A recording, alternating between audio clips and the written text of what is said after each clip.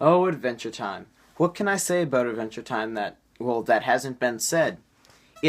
A show that went from something so basic and so random and so what the heck is going on every single episode I watch, to a show that has such complex characters and such deep storylines while maintaining such a fun family focus.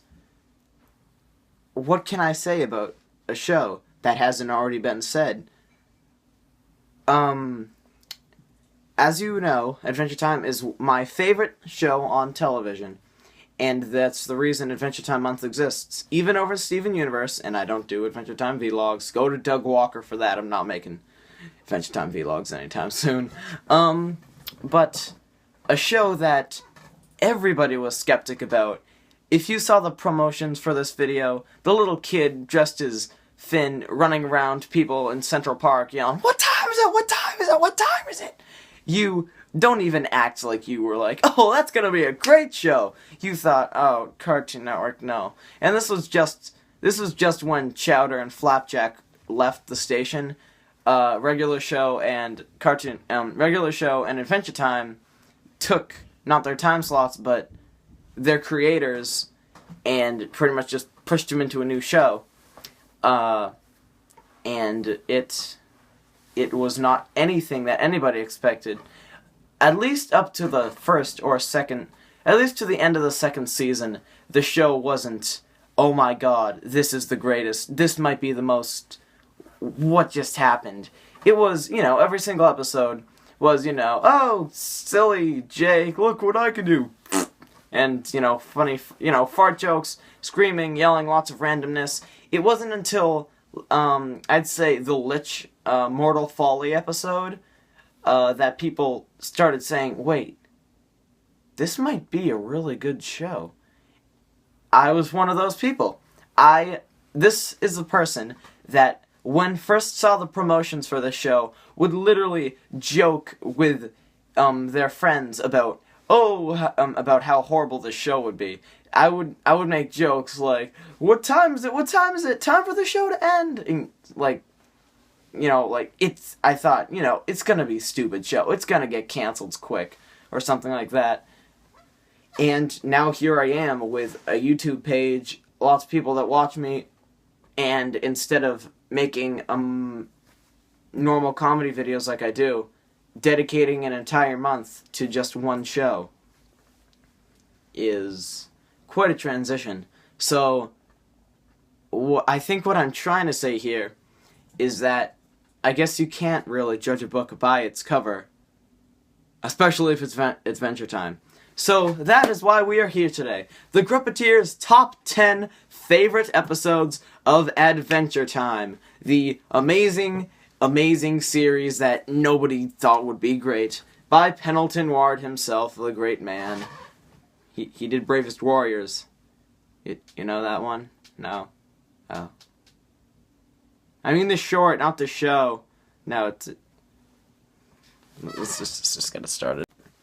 Number 10 is Princess Cookie, and this episode is about a cookie candy person, and they take a hostage inside of a gas station type place. They take little candy child hostages, and Princess Bubblegum tries to get the hostages out and bring the Cookie Man to justice. So she sends in Finn and Jake dressed as a milkman, and Finn creatively dressed as a shadow, which does get a few laughs. Creatively, they use Jake walking and then Finn on the ground, like, walking along as a shadow in a very creative way that made the episode a little bit cooler than it already was. And it goes from a madman who you think is just a madman and doesn't, you don't think anything about him, to a man that makes you think, wow, who's really the bad guy in this episode? Because there's Princess Bubblegum, who wants to get the hostages out. Isn't that good? Well, I don't know, because there's Princess Cookie, who's the character. There's Princess Cookie, who wants Bubblegum to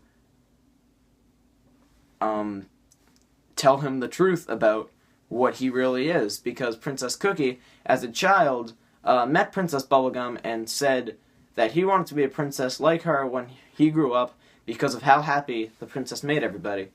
And the princess just laughed at that because, oh, you want to be like me. You're a boy, you can't be a princess. And that stuck with him his entire life, and that's why he's doing this.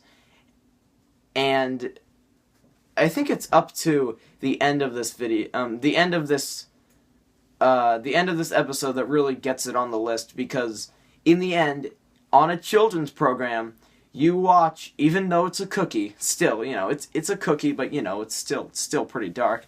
You watch the cookie commit suicide because of how sad he is. He's just like, he has his arms out, he's just standing on the edge of a cliff, he's saying his last words, and he's all choked up and crying. The only thing, and he trips and he falls and he cracks into a million pieces and he dies.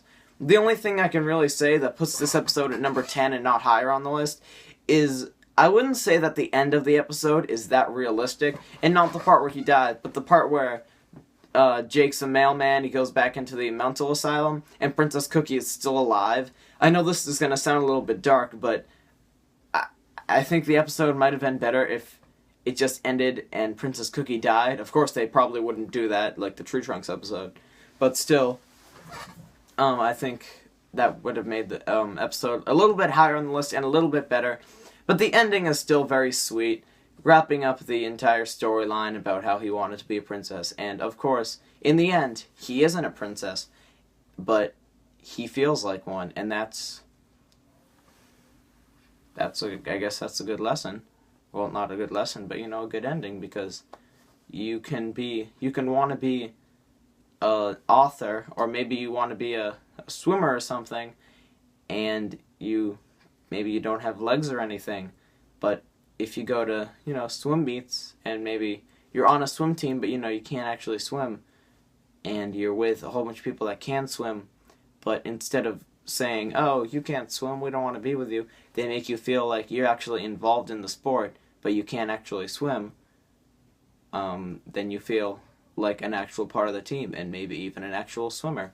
And that's the point of this episode, and it's not only a very intelligent lesson, but it's a very sweet lesson, and it might apply directly to some people. Not me, but it might apply directly to some people, and I think that's what makes this episode so strong.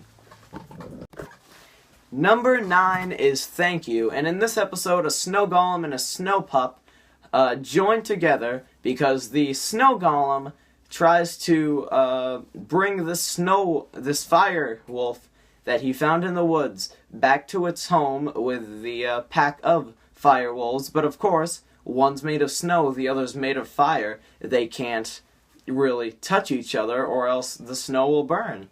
So it's and the entire episode is pretty much done in silence. As you know, this episode was nominated for an Emmy, and rightfully so. This is a very nicely done episode. It's all done with no words except for Finn and Jake at some parts. But even then, Finn and Jake aren't really major characters in this episode. They actually barely appear. But I think what makes this episode so nice is the time they spend developing how, even though the snow golem knows he can't touch the fire wolf is made out of fire, and the snow golem is made out of snow.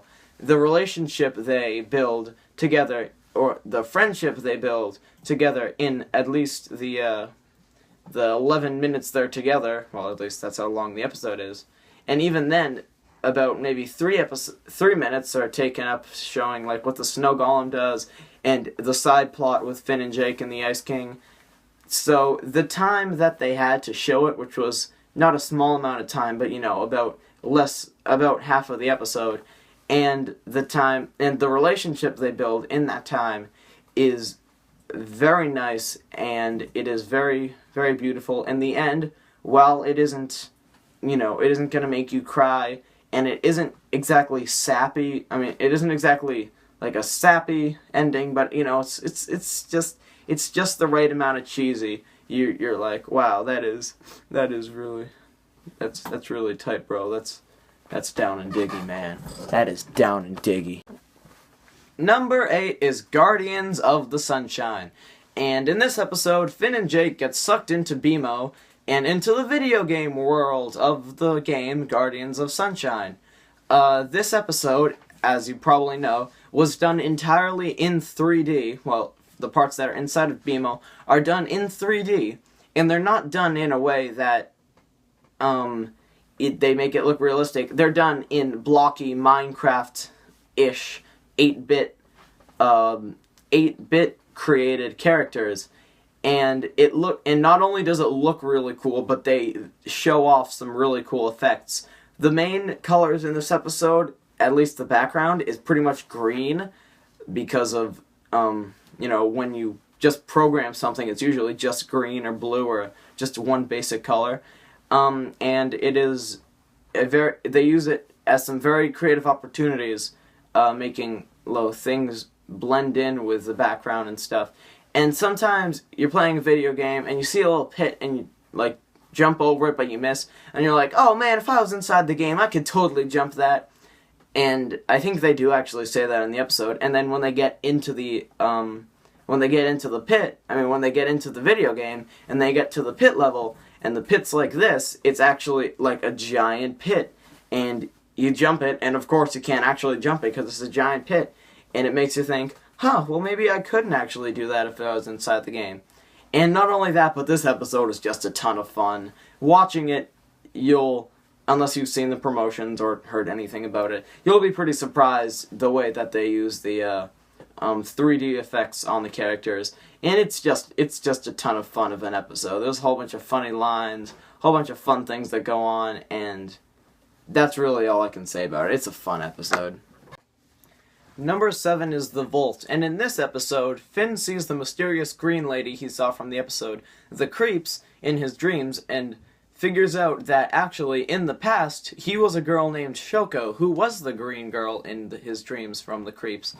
And in the past, Shoko was a one-armed bandit that stole from her clients and was recruited by a boss to steal something from Princess Bubblegum, back when Princess Bubblegum was first building the Candy Kingdom after the Mushroom War, but not quite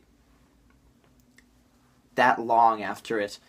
This episode, not only is it, for anybody that watches the show, a total mind blown, but it introduces the character Shoko, who's Finn in the past, and it gives her such an interesting character in the things she'll do just to get money to survive. She'll jump into a vat of toxic waste just to get, and even when in the toxic waste, she'll jump out of the toxic waste all mutated and horrible just to get back to the boss to get some money so she can at least buy just a little bit of food. And while I can't say that's relatable for me, anybody can certainly see the struggle that she goes through just to survive. And the struggle isn't like, oh no, my arm hurts so I can't do it. No, she pretty much can't do anything. Not only is one of her arms missing, well, it's put back with a mechanic, but she has to fend for herself. She doesn't have anybody else with her. And even the people that she does have with her, she'll just betray anyway, just so she can get that certain thing, so she can get the money. This episode shows a lot into the history of the land of Ooo. A lot of questions are answered, and a lot of really, really mind-blowing things for any fan of the show happens. So, yeah, number 7, The Vault. Number 6 is Holly Jolly Secrets Part 2. In this episode, continuing from the Holly Jolly Secrets Part 1, which aired just before this episode, Holly Jolly Secrets Part 2 is continuing the story of Finn and Jake watching videos they found from the Ice King's house.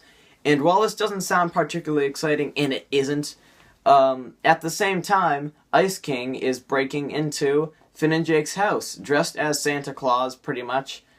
And then they find one particular video, which is a video that Ice King made back when he was a person called Simon Petrov. Simon Petrov was a human that found Ice King's crown, well, a certain crown, the crown that Ice King wears, and put it on and started going insane. If you piece things together, if you piece things together correctly, then you find out that Ice King used to be an actual human being, and the reason he is what he is now is because he went insane before. Not only did he go insane, he lost everything. He lost his fiancée Betty. He lost the entire world, pretty much. He lost Marceline, who we'll learn about in a later episode. But he lost everything just because he wanted to wear the crown. And what's so great about this episode, not only do you learn this, but there's just build-up and build-up and build-up, and then you get it. You get the video. It's about Simon turning into the Ice King, and you don't know if you should laugh or if you should just do what I'm doing right now. Be like, what? No way! And part of what makes this episode so great is because of that. Not only that, but it has a really nice ending, and it opens the Simon Petrov backstory of Ice King, which will be seen in a whole bunch more episodes, and it's a good episode. NumberFive is Puhoy, or Puha. I can't say it right, but in this episode, Finn and Jake have a rainy day, so they stay inside and build a pillow fort, but Finn gets lost inside of the pillow fort and is transported to the magical pillow land, Puhoy, and here he is seen as a hero and meets another pillow woman. He and the pillow woman get married and have children, and the entire episode is pretty much Finn's life if he lived a different life. It's Finn, he goes into the pillow land, and that's it. He stays there for the rest of his life until he literally dies. And yes, he literally dies in this episode. The one thing you could raise a question about is what the entire Puhoy thing was. If it was just a dream, or if he was just imagining it, or maybe it actually did happen in like some parallel universe or something. But that's not the point of the episode. The point of the episode is how one little decision can, just being like, you know what, maybe I will just dance with you, can totally change your life forever. Not in a bad way either. Usually, you'll see a movie, it'll be like, one life, one chance, it can ruin your entire life. But you know what? There's more good things that happen that can change your entire life than bad things usually. And this episode says, yeah, that's how it is. Just one little thing, Finn decides to dance with the girl, pillow girl, ends up, Finn marries her, Finn has lots of children, little pillow baby things with her, and they live a long, happy life together until Finn's untimely pillow death. And not only is this such an interesting way that they follow his life, but it's just so interesting seeing a different light on Finn if he was, if he's in the parallel dimension. So, yeah. NumberFour is too old, which you might find a strange choice, but let me just explain. In this episode, Finn and Princess Bubblegum go to check on the Earls of Lemongrab in their lemon castle because of recent bad things happening. They go to check, see if everything's alright, have a dinner together with the Earls of Lemongrab, and they find out that things are going horribly wrong. Not only is the original Lemongrab grown incredibly large and power-hungry, the second Lemongrab, Lemongrab 2, now flies around in a saucer and part of his face is bitten off. He's also starving. In here, Finn and Princess Bubblegum meet Lemon Hope, a lemon that is incredibly smart and intellectually advanced, that the Lemongrabs lock him up so he can't do anything good to the castle. In this episode, Finn and Princess Bubblegum take Lemon Hope away, so to give the Lemon Kingdom a new chance, a new hope. Maybe Lemon Hope can make things better and come back, which they do in a different episode. But you might find this a strange choice that I put this at number 4, but here's why. Lemon Grab, the first Lemon Grab 1, while he is my favorite character in the show, not for the reason I'm about to say though, is strangely a deep character. And I know you're like, Gruppeteer, you silly, you're so silly. But my reasoning is, Lemon Grab thinks he can rule a castle, he can rule his kingdom with a iron or a lemon fist. And so he does this, and just imagine you're ruling something the way you think is right, and then people come in and tell you that it's wrong. And you think, no, it's not wrong, it's right. I came up with it. It has to be right. Does this mean everything I've done is wrong? But you just block them out. You're like, no, I'm going to run this my way. It's mine, my way. I'll do it myself. And when you do it, when you think you're making things better, you're actually making things deadly, deadly worse. And I think that's the point of this episode. And I know this is a strange thing to say, but I think that Pendleton Ward translates things that happen in his life into every single episode, into certain episodes of Adventure Time. Just think of some of the episodes of Adventure Time, but think of them as personal problems a person could have. And my theory might make a little more sense, but besides that, number 4, too old. Number 3 is Simon and Marcy. This is probably going to surprise people. It's not at number 2 or number 1, but I put it at number 3 because, well, let me just tell you what the episode is about. It is continuing on the storyline of Simon Petrov, who is now the Ice King, and Marceline, who apparently in the past traveled with Simon Petrov through the wreckage of the Mushroom War, just to survive. And in this episode, we see them going around and trying to survive. And not only that, but we see Simon care for Marceline while he's slowly slipping away into madness and into the fate that he will ultimately become the Ice King, no matter what happens. He's addicted to the crown, and there's nothing that Marceline or Simon can do can stop it. But the relationship that they form between Marceline and Simon in this episode is just so, and I know this might sound like, a wussy thing to say, but it's just such a beautiful relationship that, and it's not romantic, they're the only people pretty much left in the world, and they need to help each other, or else that's it, pretty much.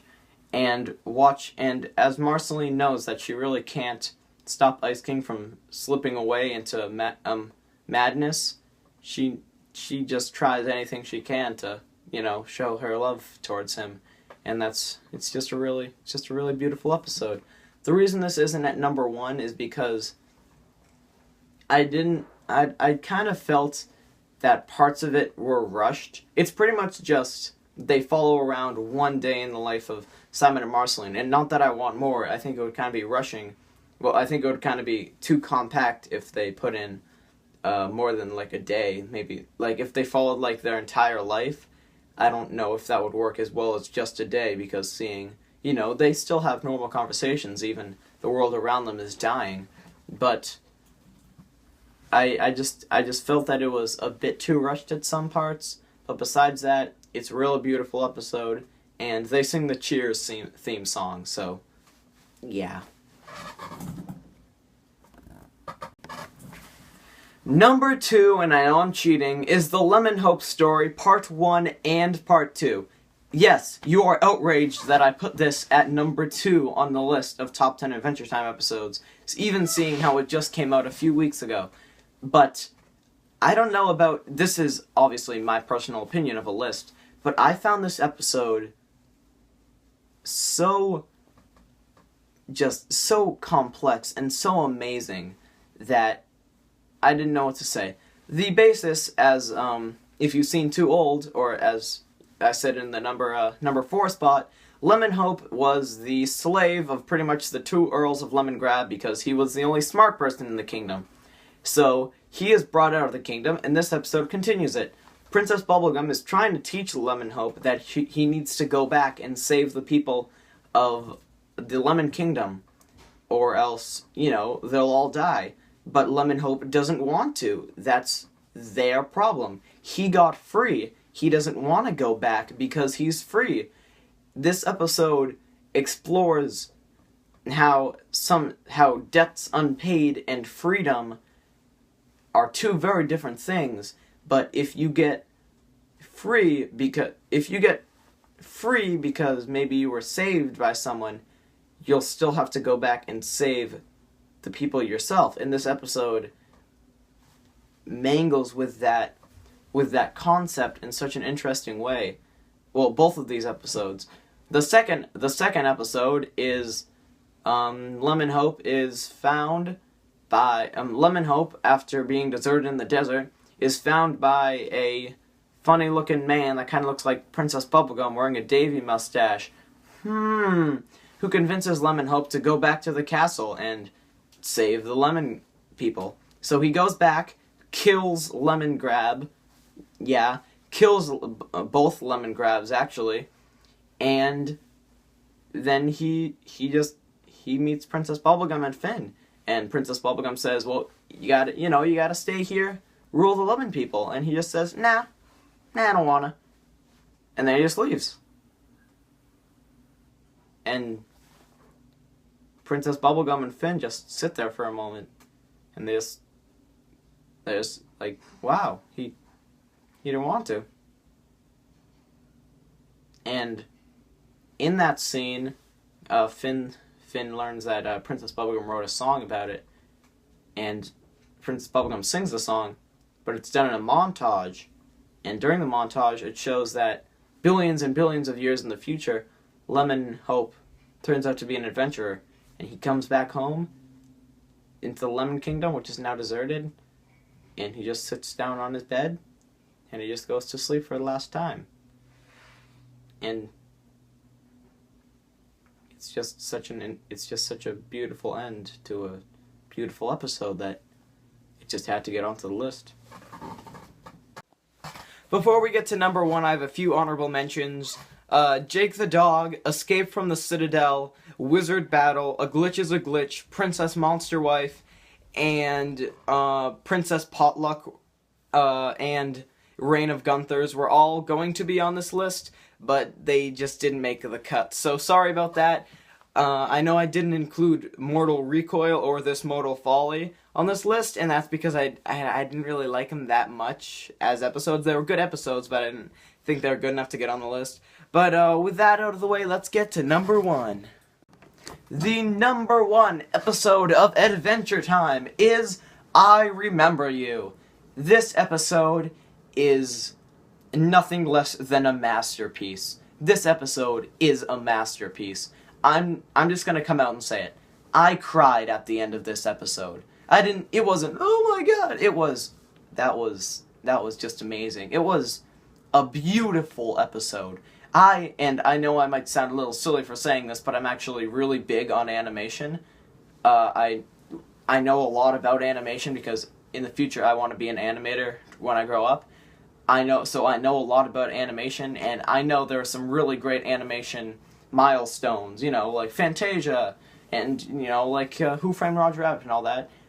I put this alongside maybe The Lion King, maybe some of the Miyazaki films, as one of the greatest accomplishments in animation of all time. This might, that probably sounds silly. You're like, what does this kid know? And this might sound silly too, but I know a lot about animation. I've seen a lot of great animation, animated features. This 11-minute episode of Adventure Time, a show about a silly little boy with a little silly hat and his magical shape-shifting dog, I put it alongside the greatest animation accomplishments of all time. Not because the animation in the episode is great, it's just such an amazing episode. And in one episode, they not only explain how Simon and Marceline, before Simon was the Ice King, when he was still sane, how Simon and Marceline bonded together, but how much Marceline cared and still does care about the Ice King, and knows that the Ice King really isn't a bad person. He's just stuck that way for forever, and it's I don't know what else to say. It's just such an amazing episode. If you haven't watched it, go watch it. If you haven't watched Adventure Time, go watch Adventure Time. It might sound like a silly show. There are some really silly shows. There are episodes that are just filler till the next episode. There are episodes that'll pretty much just be literally they won't even want to do the voices. They'll just literally have an entire episode where they're quiet, which yeah, they did before. But when they get it right, they get it right. So if you haven't watched Adventure Time, why not just go watch Adventure Time? Just this isn't like sponsored by Adventure Time or anything. Just literally go, me, the Gruppeteer. You get the Gruppeteer seal of approval. Go watch Adventure Time if you haven't already. It might sound like a silly cartoon, but that's what makes it so great. It balances out silly and deep so well that it's just so great, and also it exceeds so many expectations. You'll think it'll just be fart joke and silly humor, but while it might be fart joke and silly humor, it's blended with some really great stuff, so go watch Adventure Time. I'm the Gruppeteer, and I'll see you guys next time. Thanks for making Adventure Month really fun to do, and I will probably do it next year, too, for April. So I'll see you guys later. Bye.